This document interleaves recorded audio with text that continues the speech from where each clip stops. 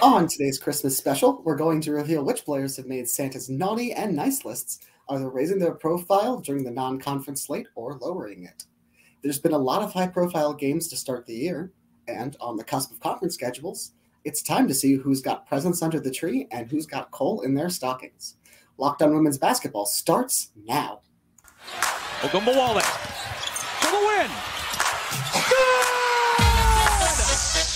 You are Locked On Women's Basketball, your daily podcast on women's basketball.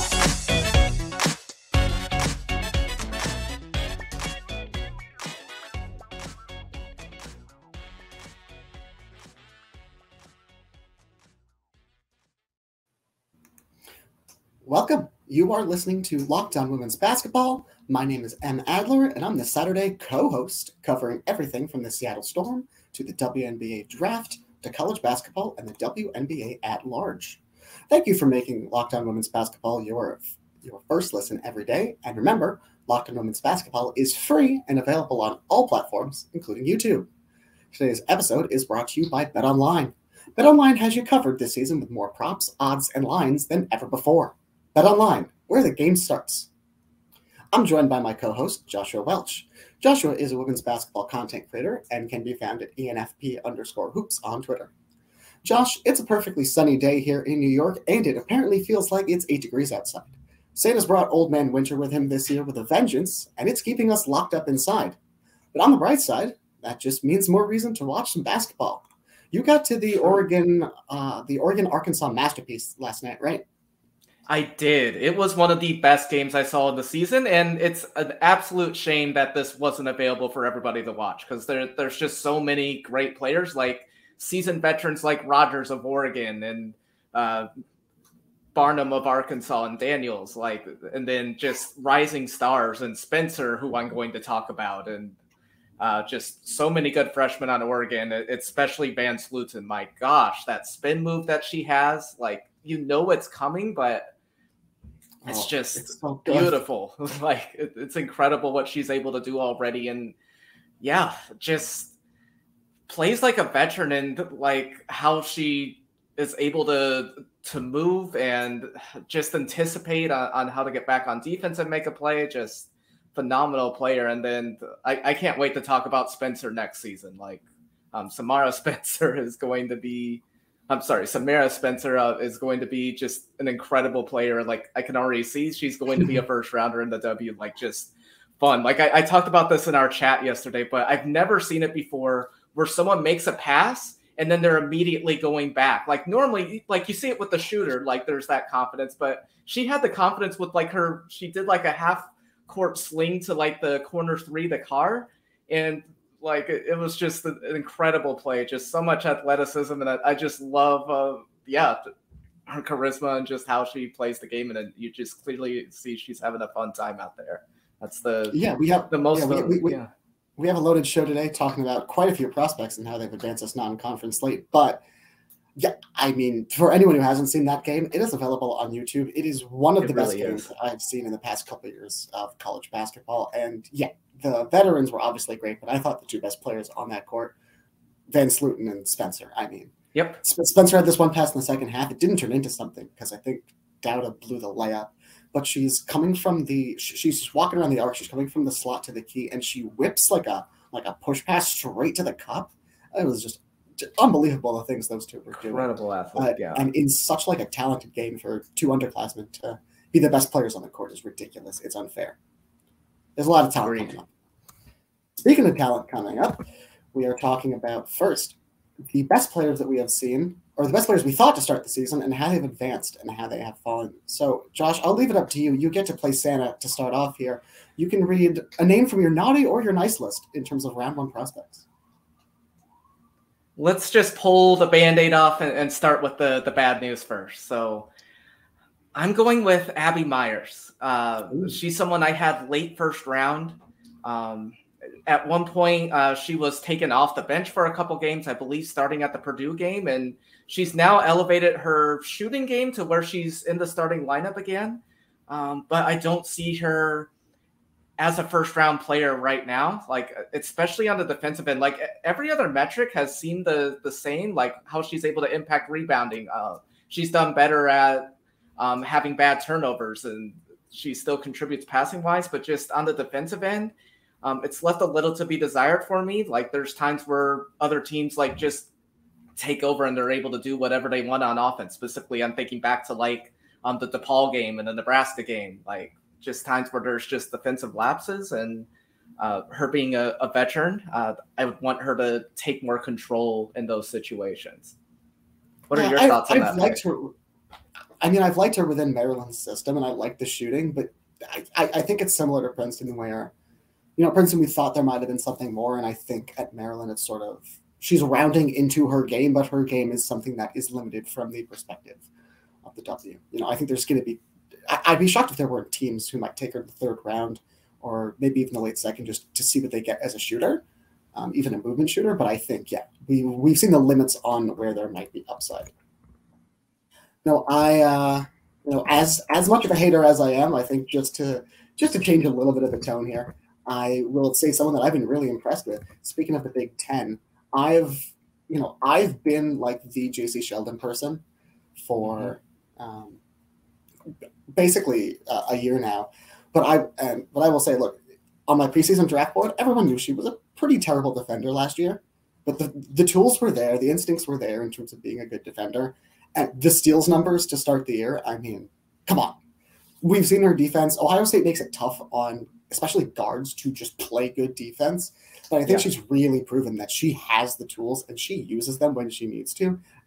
I'm even more confident right now that she can be and probably will be a two-way impact player in the W as a lottery pick. And I mean, the sky's the limit in terms of the way she's embarrassing players and the way that she is able to actually make an impact on both ends. She's obviously out with a foot injury right now, but I can't say I'm concerned. She's shown enough. Yeah. No, for me, like she was like late first round for me, and now she's like cemented. I'm not as far as lottery pick yet. I want to see a little more, but it's firmly cemented in the top 8. Definitely. She's really impressed with her game. And preseason, the defense is what I brought up, and I was hushed up immediately in the Tennessee game we watched together. So speaking of Tennessee, let's go to the nice list.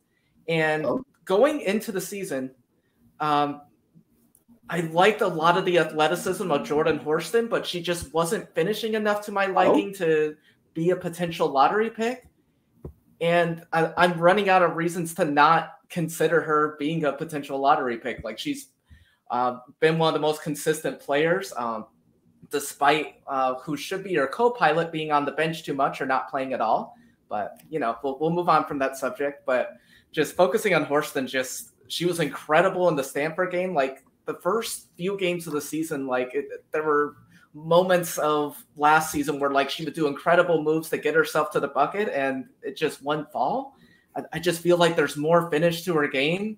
She's not making like unnecessary passes. Like she's like really controlled her turnovers better than the beginning of the season and parts of last season when she was struggling with that. She's just really rounding into a really fun player to watch and someone that will be able to make an impact in year one. What do you think of that pick? I think there's a term when it comes to basketball. There's a term. I'm just going to pull this from the dunker spot, friends of the pod, dunker spot. And there's a term called, just doing the thing. We talk about this with prospects a lot, there's something we want them to do that can make other things work. And for Horston, it's not just one thing. She's just doing the thing across the board this year. Career low in turnover percentage, despite the second highest usage rate of her career high in field goal percentage. She raised her field goal percentage from last year by basically 6 percentage points. She's shooting well above average from the 3 for the collegiate level, actually for any level. It's not a huge sample size, but she is on pace for a solid season in terms of volume and makes from 3. The real key for me, you look at her shooting profile. This is all per pivot analysis. Her shooting profile at the rim, she's raised her field goal percentage up to 54%, which isn't a great number. But for someone of her athleticism and for someone who gets to the rim as often as she does, we've said in years past, she should be a good finisher. But for some reason, she's not. 54% isn't great, but it's Like she used to, in years past, she was just bad at the rim. And for someone with her athleticism, actually getting downhill and getting to the cup and finishing there is huge. I will say part of that is probably because of the personnel. When Key is out of the lineup, which she's going to be for basically the rest of Horston's career, which is just this year, it means Horston's basically playing the 4. Or if she's playing with someone like Sarah Puckett, she might be playing the nominal 3, but the 4 is spaced out. Horston has more space to work with this year, and I think that should really inspire confidence with some teams that she's going to be able to do stuff in offensive space if you can get her there. Speaking of space, I think we have seen, on the other hand, I think we've seen a prospect who wears a lot of orange, who I think for both you and me, despite the space that she's working with, hasn't done as well as we wanted to. And that was someone that you were really high on to start the year in Dyaisha Fair. I think, look, you were obviously higher on her than I was, but I thought she would at least, I didn't think her numbers would drop too much this year. And she is just kind of bombed it. She's shooting, I think, sub 25% from 3 this year. She's played super high volume. She's playing next to Tisha Hyman, who is an all ACC caliber player, and the ACC is probably the best conference in the country this year. I've honestly been really disappointed. I think, the defensive effort that I saw at Buffalo, that, she could never play man defense, but there was effort there that at least made up for it. And I think that's just completely evaporated. I honestly don't know what's going on. It's not like she's not playing with like all-star teammates, but she didn't at Buffalo, and she's just wrecked shop against South Carolina and Tennessee last year. I don't know what's changed, but it's really unfortunate. Yeah, and by the way, she's shooting 33% from 3. I'm like, that seems really low. So she has improved as the season has gone along.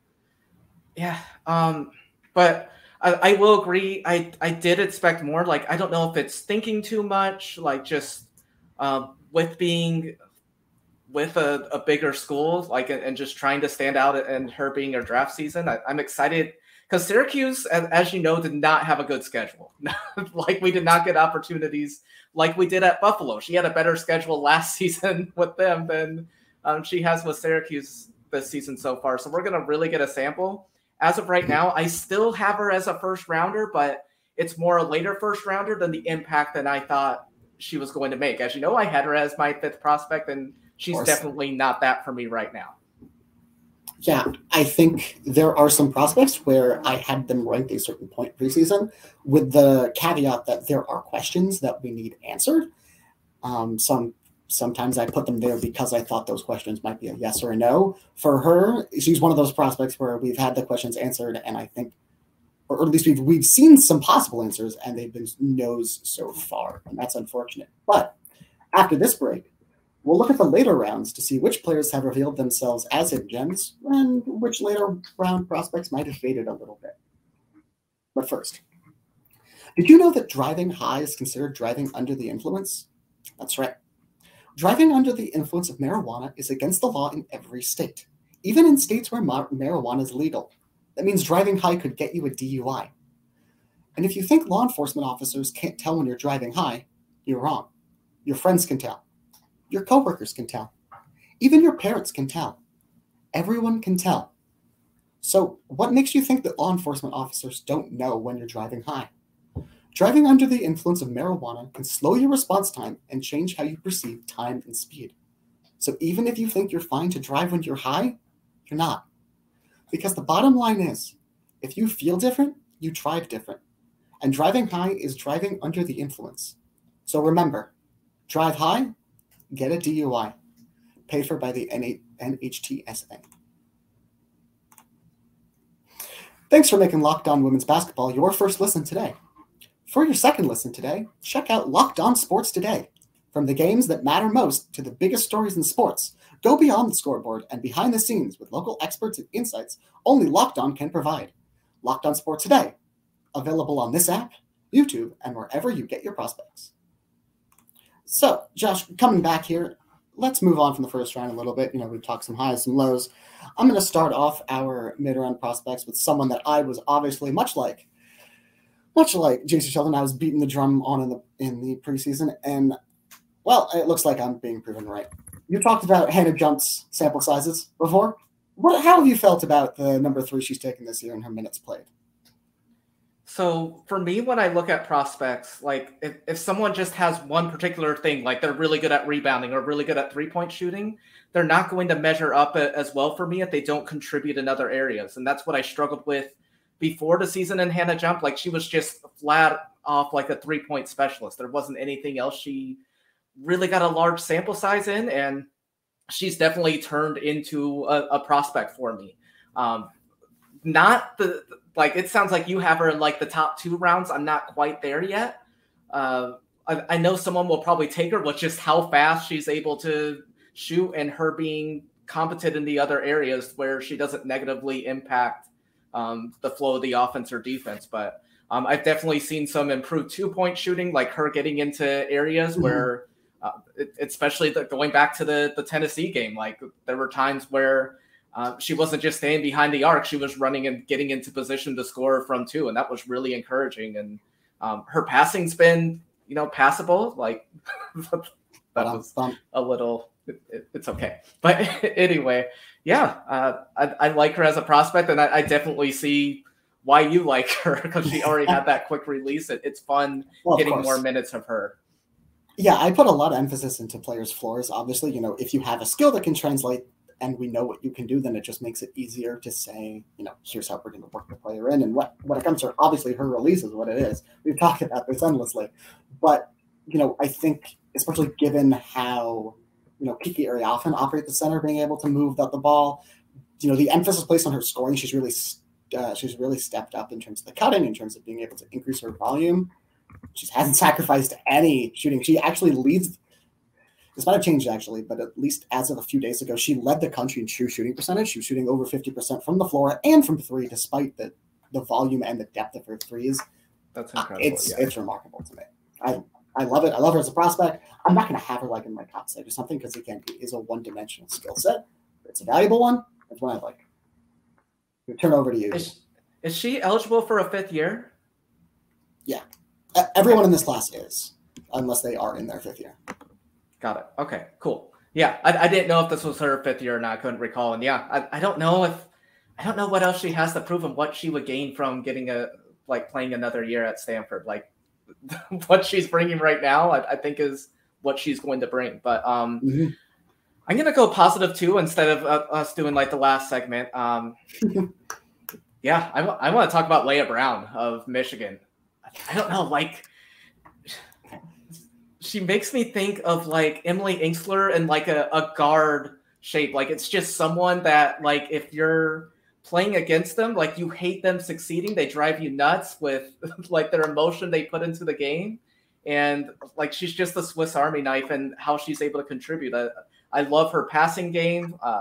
I want to see more of her 3-point shooting come back like it did against, unfortunately, my Tar Heels in the first half. But yeah, like I just love the way she plays the game. She's not quite a first rounder, but if she plays like she has at times in big games this offseason, this non-conference play, she could potentially put herself as a late first rounder. Like I just love her overall game, and it's nice seeing her healthy and her being able to show what she has. So what do you think of that pick? You looked a little skeptical of that choice. I do love how every player we've mentioned so far is someone that the other person doesn't have like at all in the same sphere. It's some good variety. But here's what I'll say. There have been a couple performances, UNC included, where I'm saying if I see a couple more of this in the in the conference slate, then I'll treat them more seriously than I have before. For me, it's the defense, it's the combination of sort of like not a huge rim rate compared to like 3-point rate. So if that ticks up in the conference slate as it has in the non-conference slate, I think that I will be on board with having her somewhere there in consideration. But that's I made a face. So for all you listeners who are not on YouTube, I raised my eyebrow quite a bit when you mentioned the Ingsler comp, just because she was sort of the defense first prospect. That was my main thing there. Yeah. Oh yeah. No, that's fair. Yeah. I was more going towards like the I emotion. get the style comp. I get the like competitive style comp. That makes sense to me. Like, because just when you're rooting against her, it's like, oh, the emotion she plays. It's like she rubs it in your face when she's succeeding, and that's like the same vibe I got from Inksler with Louisville, and she had that same demeanor like with the Fever. So yeah. Mm-hmm. Yeah. On a more dour note, we're gonna have to move on to prospects that we don't like as much. So that we're a little lower on these days. So I will be, and hopefully Kara Lawson doesn't get mad at me for this, but I will be mentioning Celeste Taylor. You know, obviously, yeah, I went on a bit of a limb with her. It's not that I've lowered her a lot, but I went on a limb with her as a late first in my first go around. You know, she could be like a slasher and D type, excellent point of attack defender slasher. And I think she still has that potential, but it's just how it hasn't showed up. I think. Agreed. Unfortunately, a lot of that is attributable to the way that Duke is playing this season. They're going in that UCF model last season. You know, the model you've seen a lot of teams. The most recent one I would say is UCF last season, where it's very physical, very stout defensively, and offensively it's, you know, get in transition or work for an ugly shot that hopefully goes in on offense. Yeah, it doesn't help players who would benefit from space like Celeste Taylor. It doesn't help them. I haven't seen her elevate her game around that situation much to impress me, and I think it's unfortunate. I haven't lowered her a whole lot because, again, the potential's still there. I don't think this is a particularly deep class with players who can be two-way contributors, but it's still someone who, you know, like I said earlier, hasn't given a resounding yes to the questions that I had preseason. And you went before the season, like you wanted to see like another big jump in her jump shot dropping. Yeah. And that's just been inconsistent as well, but yeah. I think the mid-range jumper has been there this year, but the three-pointer just it's not that it's gotten worse, but it is. But at this point, it seems like it is what it is, and that's unfortunate. And I still think the potential is there, and that's what's great about Power 5 prospects. Like the ACC, like you mentioned, is one of the most deep conferences. Like she is going to have opportunities to improve her game and really stand out. So I agree. I just especially what she does on the defensive end, like she's been one of the best guards in that area. But as far as the offense, I think it's keeping her away from really considering her as a first round prospect. So I'm good with that pick. Going the opposite direction of Horston on someone who hasn't been finishing, someone who has been finishing at the rim to going to someone who hasn't. I'm going Ami here of South Carolina. Just so like you just want it to work out so much because like the athleticism is clearly there, and I think it's been more consistent defensively. There's been lapses at times, but I see more consistency and wanting more. But offensively, she puts herself in just great positions, like just the move she puts on.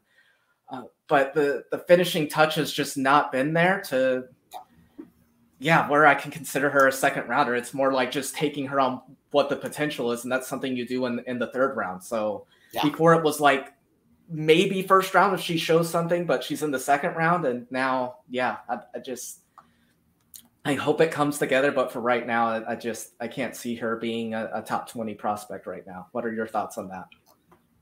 I just think that I'm certain that Hunter is at home yelling at his podcast whenever he listens to this, because he's the one who was banging the drum on a knee here to really be a first round prospect. Obviously, neither of us had her there to start off with, but yeah, I think I am where you at, where the skill set is unique and it's tantalizing, but in terms of those little keystones being there, it's been unfortunate that those haven't, I think, come together. And I think, the potential is there, of course, but it's not coming together in the way you would want to, given her skill set. But after the break, we'll talk about a few players who we had just off our boards to start the season, and they can't fall much farther. So some of them might have made it on since. But first, BetOnline.net is your number one source for football betting this season. Find all the latest player developments, team matchups, news, podcasts, in-depth articles, and analysis on every game you can find. The fastest and easiest way to check in on all your favorite games and events, including MLB, MMA, boxing, and golf. Head to BetOnline.net or use your mobile device to learn more. BetOnline, where the game starts. So, Josh, we have finally arrived at the most interesting of prospects, the ones who we had undrafted to start, who are now draftable. I'm going to start with one big one, and I'm hoping that a lot of people also have her in this tier, just given the fact that she has been unbelievable to start the year. And I'm talking about Indiana Hoosier center. This is for you, Tony East, Mackenzie Holmes. Mackenzie Holmes is someone who, she did a lot of little things well for most of her career. I think she was a bit underappreciated in Indiana's sort of like breakout a couple of years ago. That's led to this run of essentially just being a top 15 team for the past 3 straight calendar years. Grace Berger, was in college for 7 years and obviously drew a lot of headlines. Or sorry, not Grace Berger. Grace Berger is currently in her 5th year and has drawn a lot of headlines for being the head of the snake. Ali Patberg was in college for basically 7 years and drew a lot there. Nicole Cardenas-Hillary shown out as well. But for me, Mackenzie Holmes, she's been the center. She's been the reason why they've been able to get away with some defensive aggression despite not having great defensive guards at the 2 and 3 spots. And look, she's been a severely, I think, underappreciated defender in space for most of her career at Indiana, and I had her as just missing it with someone who I was watching to start the year, and she's just eaten with having this much space to work with and having guards who can put her in pick and roll, being able to work downhill a little more on the roll. Her finishing's just taken a massive jump. The Big Ten's going to be tough, obviously, but Indiana's not played the worst of non-conference schedules, and I've been impressed. One of her best games was that North Carolina one. So. Absolutely, I'm excited for her. I am excited. Like Indiana doesn't knock down all those threes without her establishing presence inside, where they couldn't focus on their 3-point scorers. So yeah, I had her early 3rd round, and she's another player that when I do another mock draft board later this month, she might be fringe 1st rounder. Like she's been really interesting. It's been not as many front court players in this draft. If you're able to stand out, especially this draft, you might be able to get picked higher than you would in another one. So like last year, maybe she doesn't get picked as high. So yeah, no, I like that pick a lot. And she was someone that I considered doing as well, but I went with another front court player that wasn't on my draft board at all, wasn't on my radar. And going back to the beginning, I really like Arkansas, but a player that I hadn't really focused on was Barnum. And just the move she's able to do inside, and then if she's able to bring that 3-point jumper, at least have it in her bag, like she did in the Oregon game, where you have to take it seriously. There's something there, and just there's not a lot of front court players that can handle the ball like she does. Like she can dribble into a safer area and then make the right play. She's not just stuck. If she gets double teamed, I feel like she's a lot better than a chunk of front court players of making the right read and getting it to the open player. So she's just someone that's really impressed me. I believe she's playing the 5 more at Arkansas right now, but I would want to see her obviously in the 4 position. But there's something there, and I'm really curious about that LSU game, especially maybe she cements herself as a prospect for other folks. But yeah, I've really liked her game, and it seems like you were agreeing with this one. I'm basically excited about everyone in Arkansas's front court from at least just a college game perspective. I've tweeted about this. They start Barnum, and they start her alongside Sailor Poffenbarger. Poffenbarger is just a 6'4" big wing, but they basically play her defensively at the 5. Barnum's kind of the 4, but they will switch pretty much everything when it comes to the 3 through 5 positions. They use Barnum and Poffenbarger both as backside rim protectors. It's so much fun the way they play defensively. Barnum makes good rotations. She's good with her hands. She's got really good stock numbers. Her assist to turnover ratio for a big is nearly 1-to-1, which is incredibly impressive. If she can keep ramping up the 3-point attempts, because it's not been a lot to start the year, but she's hit them. If she can keep ramping that up, I'll be very excited because she is playing within the system really well. And, I do agree. She's someone I didn't even think about, and she's worth a 3rd round look for sure at this point. Definitely. On the other hand, I actually realized that I had someone here, someone on the end of my draft board who was a watch. in Ohio State point guard Madison Green. But unfortunately, I think she actually might be done for the season. We have not had any update on her since, but she did go down with what appeared to be a very severe knee injury. She's torn her ACL before, and she certainly seemed to recognize the feeling she had when she went down against Oregon. She had to be held up the court, couldn't walk on her own power. So we will. It's always so sad to see. I will not be mentioning her. She had some good games. She had some good games this year, and it's very unfortunate for Ohio State going forward. But another unfortunate guard this season, but not for unhealthy reasons, is Zia Cook. I have made a joke that you weren't going to bring her up. I've made a joke on this podcast. Well, then I remembered that Madison Green might be done for the year. I've made a joke in this podcast that we have to bring up Zia Cook in every single episode for one reason or another. And look, I was going to say Green, not going with Green. It is what it is at this point. Essentially, the big thing for me is the 3-point shot just hasn't returned to where it was her sophomore year. I have no idea why. She's working with more space than God at this point. I think basically every shooter in the country would kill for the amount of space that she's able to work with, because she will get the ball in the corner. She will have essentially a defender having to close out to her from the paint, and she just hesitates herself out of a shot. She takes it and it rims off. It's not pretty. I don't know what's going to work in the WNBA. I'm going to be honest. I don't see it at all. And defensively, she's almost gotten worse. Yeah, we were talking about this before we recorded, and to me, like, I was getting concerned about Cook, and then I've just seen more like spurts the past few games that I have a little more confidence going into SEC play. We'll see if that's rewarded or not, but I think she establishes herself as a second-round prospect again. Like, I definitely don't see her as a first-rounder anymore, but I expect her to show she's a viable prospect. Like, the 3-ball falling a little more, and what made her more of a prospect again for me was just her passing decisions. Like, they've had her in more like a point guard role at times, and I feel like she's done better with that opportunity to stay in the lineup and play a role within a juggernaut in South Carolina. And I think we're going to see some more of those spurts in SEC play. I hope I'm right. I think there's it's just another player. Yeah. But we were on the same wavelength on like going towards injuries. And I just want to talk about the Baylor situation again, just what we've missed out on the first half of the season and getting A'ja Blackwell and Dre Edwards. It's an absolute shame that we haven't gotten that yet. I hope we get that in Big 12 play.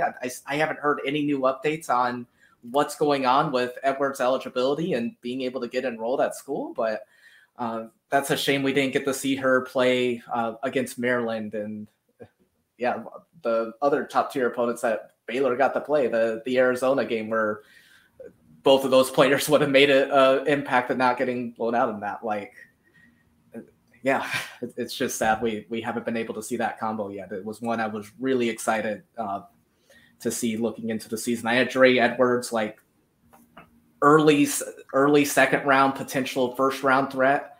And then A'ja Blackwell, we both talked about her a lot and her athleticism.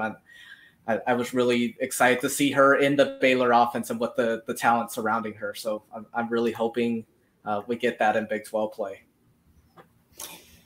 Yeah, the situation with Dre Edwards is unfortunate. Her eligibility so far has not been approved. It has not been worked through to let her play at Baylor. I'm confused a little bit as to why a grad transfer needs to have her eligibility approved, but that's neither here nor there. It's just a mess of a situation there at the moment. A'ja Blackwell, I'm glad is back on the court. Look, I'll end this on an optimistic note. She's back on the court. Hopefully, she progresses back to being. I think it was just for safety reasons, like because I forget who they were playing. They weren't. It was like a smaller school, but she was not in the lineup for their last game. I think it was just precautions, like going into the holiday break. It wasn't a game that she would be needed. Let her fully. She didn't play the second half against Arizona, though, and so that was a little concerning. Okay.